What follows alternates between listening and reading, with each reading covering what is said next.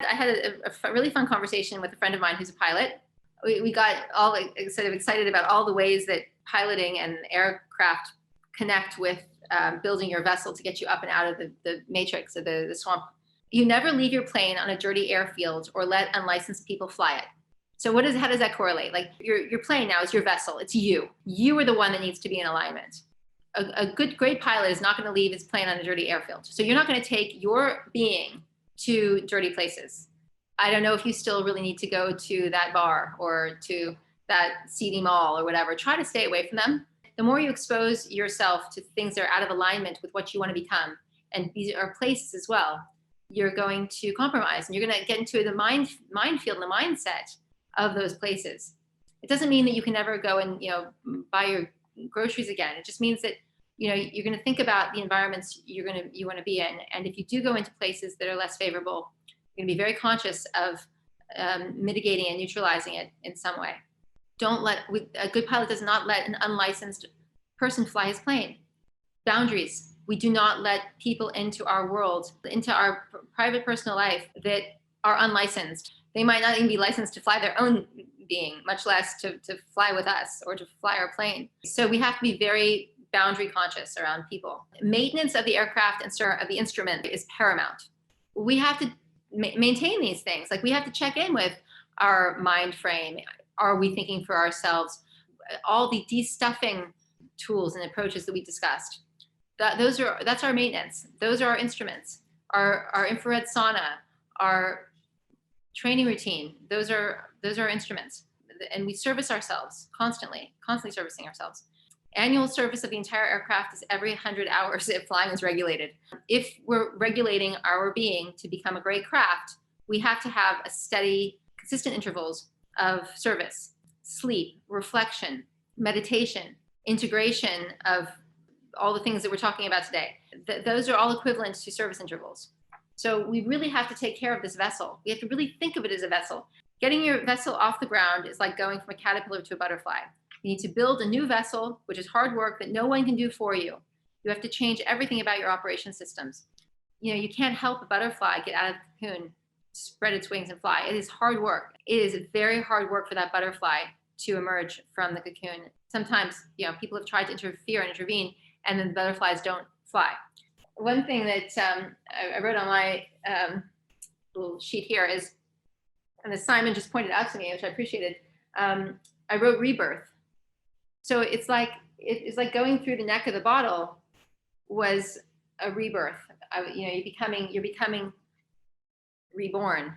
And again, there's more biblical connections there, but it is kind of like that. You're going through this narrow opening. I was thinking about that because of the butterfly and the caterpillar. It's moving into a new dimension, moving into a new state of being. It is a new birth, but you need to be able to rocketeer yourself up and out. You have to have a great vessel. You need a new system to navigate a new field. If you're going to be operating like an eagle over the landscape, you need a different system than when you were a sheep. You must overcome the terrain and, in fact, work on multiple terrains.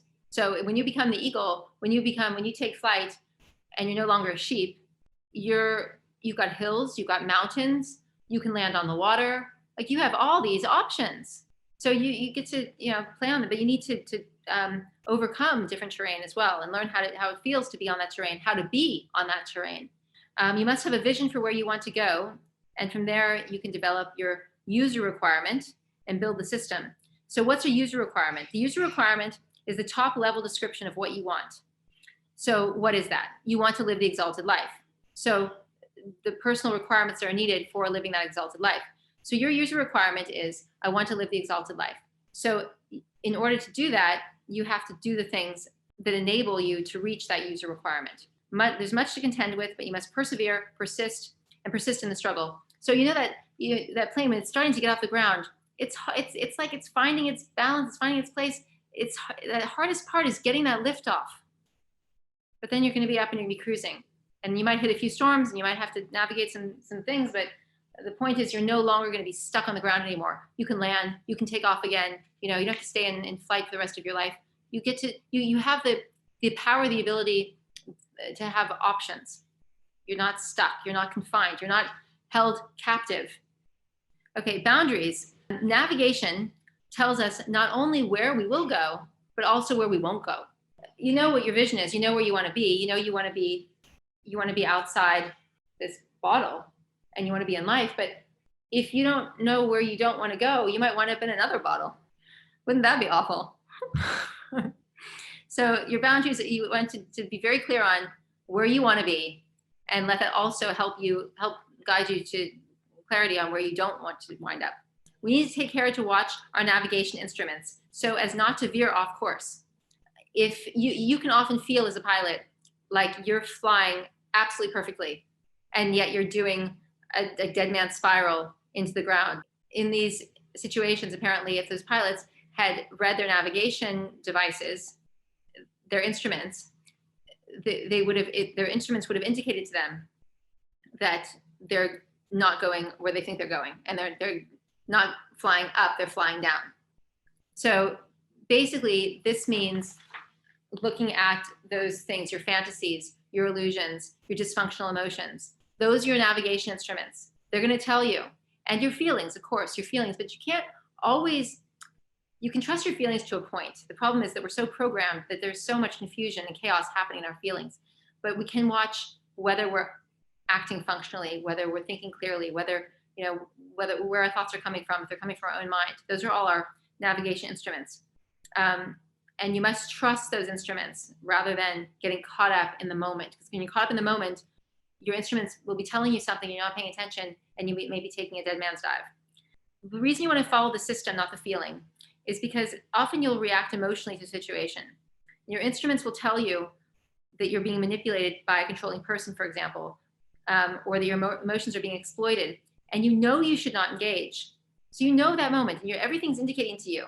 You're being controlled, you're being toyed with, it's a cat and mouse game, this is coming along, but you engage anyway because you don't want to listen to the navigation instruments. And then you'll wind up having a costly exchange that will cause you a setback. When a pilot is navigating a course, and again, this is just what I'm told, everything that they expect is on their flight plan. If it's not on the flight plan, it's not on the flight. It's like not going to happen. The things that are going to happen are in the flight plan. So all the things you don't want in your life, they don't exist on your flight plan. So when you consider your flight plan, so when you're thinking about your exalted life and what you want it to be like, and how you want to live, and your values and your whole living system, if there are things, if they're not on there, they're not on there for a reason. Make sure that you're clear that they're not on there because you don't want them on there. Situational awareness. That's a big one with pilots. Situational awareness is being conscious of your surroundings and what's developing. It means your mind is aware of what's occurring. So for example, there's always road signs and weather patterns are always developing around you. There's always signs of what's happening. Like for example, with other people, let's just use that as the example right now. You'll always get signs before something happens. You might not have a lot of time. You might not get a lot of signs, but there will be signs. You have to have situational awareness. And then you have something called the master reference, which is the central measurement point. It's your point of connection. In this case, it's your point of connection with source. So let source be your master reference. So what is your master reference? Well, if you want it to be the exalted life, then that's source. That's source creator. So that becomes the master reference. Is everything aligned to that? If the answer is yes, or if it's going in the right direction, you're going to be in very good shape. Measure everything around the master reference to align as the alignment and harmonization point.